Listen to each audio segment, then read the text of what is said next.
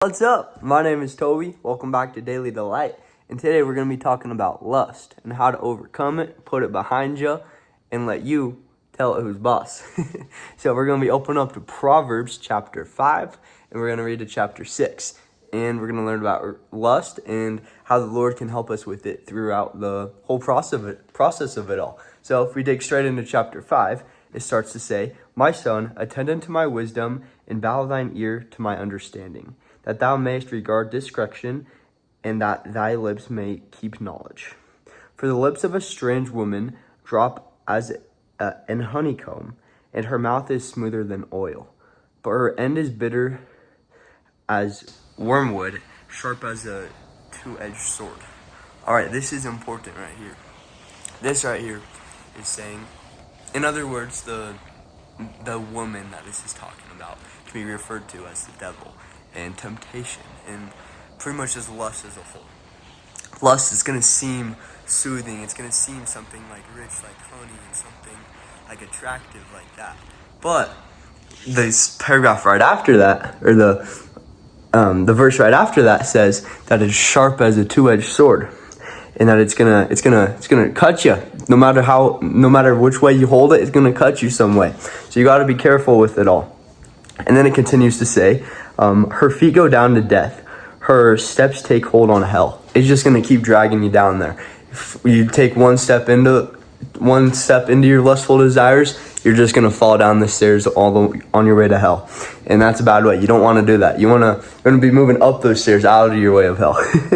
Okay, 6. Lest thou shouldest ponder the path of life, her ways are movable, that thou canst not know them. So this is saying that you can actually overcome lust, which is a good thing to know. Hear me now, therefore, O ye children, and depart not from the words of my mouth. Remove thy way far from her, and come not nigh to the door of her house. That second part I'm going to emphasize. Come not nigh to the door of her house. It's saying don't even associate yourself with it. Don't open the door for sin to be able to slip through. Just do whatever you can to block sin from your life, and especially lust especially. All right. 9. Lest thou give thine honor unto others, and thy years unto the cruel. Lest strangers be filled with thy wealth, and thy labors be in the house of a stranger. And thou mourn at the last, when thy flesh and thy body are consumed. And say, how have I hated instruction, and my heart despised reproof. And have not obeyed the voice of my teachers, nor inclined my ear to them that instructed me. I was almost in all evil in the midst of congregation and assembly. Drink waters out of thine own cistern, and running waters out of thine own well. Let thy fountains be dispersed abroad, and rivers of waters in the streets. Let them be only thine own, and not strangers with thee. I think this is important that we can grab out of this. So it's referring to like wells, and it's making an analogy here. It's like drinking out of other people's wells and taking things from kind of like places where you shouldn't.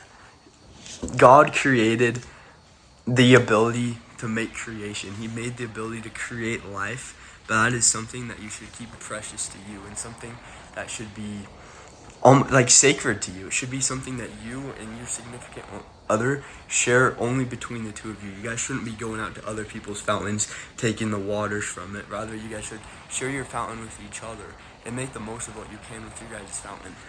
Can we continue with 18? Let thy fountain be blessed, and rejoice with the wife of thy youth. Your fountain that you have right there is going to be blessed as long as you hold on to it. Let her be as a loving hind in pleasant roe. Let her breast satisfy thee at all times, and be thou ravished always with her love. And why wilt thou, my son, be ravished with a strange woman, and embrace the bosom of a stranger? For the ways of man are before the eyes of the Lord, and he pondereth all his goings. His own iniquity shall take the wicked himself, and he shall be holden with the cords of his sins. He shall die without instruction, and the greatness of the folly he shall go astray. I think the end is important to notice. It says he shall die without instruction. when we're caught up in lust, and lust is over consuming our minds, and it's almost like we're engulfed with just lustful thoughts in the daily, it's almost gonna feel like you're dying. Like you can't escape from it. It feels like one day you're feeling great, and then over time it just feels like it's getting worse and worse and worse. So it's really important to just keep lust away from it. And luckily today we're gonna learn how to keep lust away from it. So we're gonna keep reading. We're gonna go into chapter 6. It says, my son, if thou be surety for thy friend, if thou hast stricken thy hand with a stranger, thou art snared with the words of thy mouth. Thou art taken with the words of with thy mouth. Do this now, my son, and deliver thyself when thou art come into this hand of thy friend. Go humble thyself, and make sure thy friend. Give not sleep to thine eyes, nor slumber to thine eyelids. Deliver thyself as a roe from the hand of the hunter, and as a bird from the hand of a fowler. Go to the ant, thou sluggard, consider her ways, and be wise.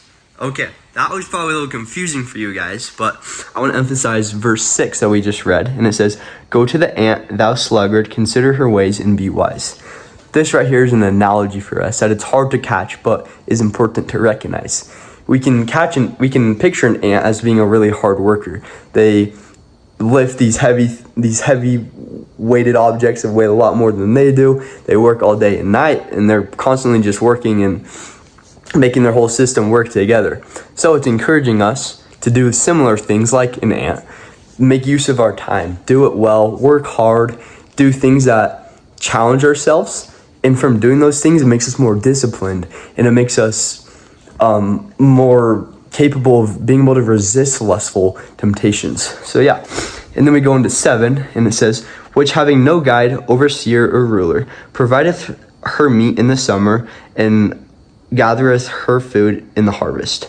So this also, just building off the ant thing, it's like preparation. You do these things as like little habits now. Later down the road, once you've built those habits, it's going to be a lot easier to resist those lustful temptations. 9, how long wilt thou sleep, O sluggard? When wilt thou arise out of thy sleep? Yet a little slumber, a little folding of the hand of sleep. So shalt thy poverty come as one that travaileth, in thy want as an armed man. A naughty person, a wicked man, walketh with a forward mouth.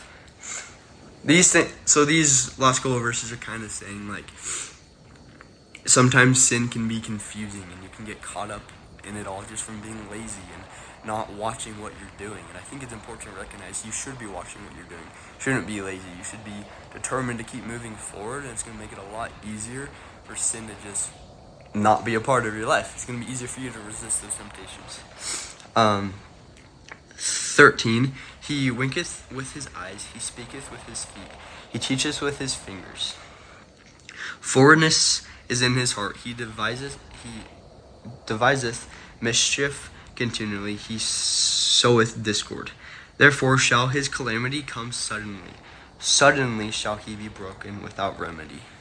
Wow, that is saying, like, the regrets and the pain and the torment of being caught up in lust and committing these lustful actions and these sins is just going to come randomly, suddenly. They're just going to bang you really hard. Like you just got struck by lightning, and you're going to be like, well, I messed up. And it's going to be too late, because you're going to feel like you're just like bound by these chains, as some might think. But that's until Jesus Christ comes around and he snaps those chains for you. But I think where this, like, scriptures are getting at right now is they're kind of just saying, like, somebody who's caught up in their lustful desires right now, they're bound by those chains. Then we were 14. Forwardness in his heart, we wrote down. Therefore shall his calamity come down suddenly shall he be broken without remedy. Okay, 16. These 6 things doth the Lord hate. Yea, 7 are an abomination unto him. A proud look, a lying tongue, a hand that shed innocent blood, and a heart that deviseth wicked imaginations, feet that be swift in running to mischief. I think this is important. A heart that devises wicked imaginations. Lust isn't just doing the action, but it's also considered thinking about it and having the desire to actually do it. Christ quotes in the scriptures that he that like pretty much like thinks about committing adultery has in his heart has already committed the sin. 19. A false witness that speaketh lies, and he that soweth discord among brethren. 20. My son, keep my father's commandments, and forsake not the law of thy mother. Bind them continually unto thine heart, and tie them about thy neck. That's a good analogy as like a tie right there. Sin is hard to resist, but as long as we keep the commandments of the Lord, and we keep the teachings and the doctrines and the gospel relevant in our life, hold them tight to us like a tie around our neck, like it's around you constantly, you can feel it, you can feel the glory of God around you, it's going to make it a lot easier to resist these lustful temptations. 23. For the commandment is a lamp, and the law is light, and reproofs of instruction are the way of life, to keep thee from the evil woman, from the flattery of the tongue of the strange woman. 25. Lust not after her beauty in thine heart, neither let her take thee with her eyelids. For by means of a whorish woman, a man is brought to a piece of bread, and the adulteress will hunt for the precious life. Can a man take fire in his bosom, and his clothes can not be burned? I like that one. It's pretty much saying is like, can you really go about doing these things without having a consequence? The answer is no, can't. Can one go upon hot coals and his feet not be burned? Oh, that one is actually even better than the last one. I was just saying, like, can you embrace temptation and do wickedness without having consequences? No, you're not going to. You're going to receive the pain, the depression, the comparison, those just negative thoughts weighing down on yourself from letting lust into your life. So he that goeth into his neighbor's wife, whosoever toucheth her shall not be innocent. Men, do not despise a thief if he steal to satisfy his soul when he is hungry. That is just saying there's no justification for stealing something, for lusting, committing sin just because you have the desire to. It's never acceptable. But if he be found, he shall restore sevenfold. He shall give all the substances of his house. But whoso committeth adultery with a woman lacketh understanding. He that doeth is destroyeth his own soul. I really want to illuminate what that scripture is saying. That is very powerful. I'm going to read it again. This is verse 32 in chapter 6 of Proverbs. But whoso committeth adultery with a woman lacketh understanding. He that doeth it destroyeth his own soul. A lot of people that are caught up and bound by these chains of being addicted to pornography, going out and doing things which they probably shouldn't be doing, having these lustful desires in their heart, they just don't know better. You might not know better. I might not know better about certain things, but it is important to know that from seeking the Lord and seeking His counsel and His guidance makes it all so much easier to resist those temptations and to break those chains that have been holding us back, because that's what Christ does for us. When we desire to learn of Him and to grow our understanding, He's right there saying, yeah, I'll be right here to teach you. You just got to read my doctrine and try to see how you can apply it into your life and how you can change yourself from that. Sorry, I had to pause that and redo it because my dog was barking really loud. 33. Wound and dishonor shall he get, and his reproach shall not be wiped away. For jealousy is the rage of man. Therefore he will not spare in the day of vengeance. He will not regard any ransom, neither will he rest content, though thou givest many gifts. Oftentimes when we're lusting and we're going after the desires of our heart, it feels nice in the moment and it feels pleasing to our flesh. In reality though, the after effect of committing that sin and going after those lustful desires are going to weigh down on us, and it's going to separate us from God and may possibly even put us in a place where it's going to be significantly harder to get closer to God. And so I personally believe it is so important to latch on to Christ and make him our foundation through this all. I have a couple of scriptures I wanted us to go to, and I'm going to bring up a question. How can Jesus Christ protect me from it? How can Jesus Christ protect us from lust? How can he make it that much easier for us to resist it? I'm going to pull us to, we're going to go to Hebrews. We're doing scriptures again. We're doing Hebrews chapter 2, and it's verses 16, 17, and 18. It states, "For verily he took not on him the nature of angels, but he took on him the seed of Abraham. Therefore in all things it behoved him to be made like unto his brethren, that he might be merciful and faithful, high priest in the things pertaining to God, to make reconciliation for the sins of the people. For in that he himself hath suffered being tempted, he is able to succor them that are tempted." Wow. These scriptures right here are prophesying and sharing with us that Jesus Christ, he's gone through the same temptations and trials that we've been through. But it's good to know that he didn't fall into those temptations, and he can be a role model for us to look up to as somebody that went through these similar emotions, these similar thoughts, and these similar desires as we did, but he didn't let it happen. Rather, he had them weighing upon him, and he chose to walk away from it. And that is I believe that's personally the best model we can look at for however we approach lust, is look unto Jesus Christ. While we're going to have these things weighing upon us, attacking us, weighing us down from these lustful desires, as long as we look unto Christ and realize that he had those same things in his, not in his heart, but being tempted onto him, I think that's just miraculous to know that he was able to overcome them. And so I'm going to bring us to another scripture real quick, and it's going to be Matthew chapter, I believe it's 26, and it's verse 41. Yeah, Matthew chapter 26, verse 41. And it shares with us, "Watch and pray that ye enter not into temptation. The spirit indeed is willing, but the flesh is weak." This is very powerful.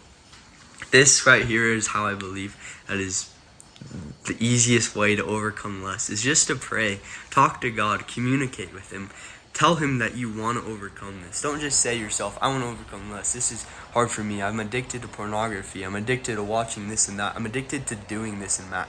It doesn't matter. It doesn't matter how addicted you are to something.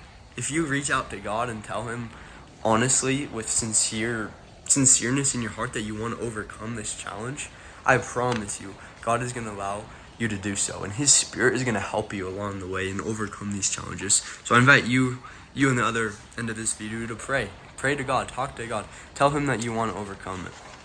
And I'm going to share one last scripture with us. This is going to be Philippians chapter 4, verses 13. Just verse 13. And I just want you guys to remember this scripture, engrave it into your hearts, even memorize this scripture, because you're going to want to know this scripture for, honestly, when anything is weighing down upon you. Just, "I can do all things through Christ, which strengtheneth me." I want to let you know that you, watching this, if you're overcoming lust, you have addictions, you have things that you are struggling with, latch on to Christ. Reach out to him. Believe in him. And he has and will make it possible for you to overcome this. I just encourage you to do your best to reach out to God and ask him for change. Personally, 2 years ago, I asked God for change in my life. I asked him to overcome these addictions and these mental problems I used to struggle with. I told him I don't want these anymore. I want to be made greater. I want to be greater, God. I want to overcome these, not have these things that I struggle with now be things I have to deal with in the future. And it was from that day that I prayed with God. I've never gone back to those addictions and those struggles that used to challenge me on a daily basis. Christ snapped those chains for me. He came with his sword of righteousness and snapped those chains and made me free and brought me to this new way of life. So I encourage you to do the same. Reach out to God. Ask him to break those chains that hold you back. And know that it's through Christ you can do all things. I love you guys. Jesus Christ loves you guys so very much. And I just want to let you guys know you are beautifully made in the image of God. And you're worth so much more than those temptations and desires that hold you back. You guys have a great rest of your week, and I'll see you guys in the next one. Bye-bye.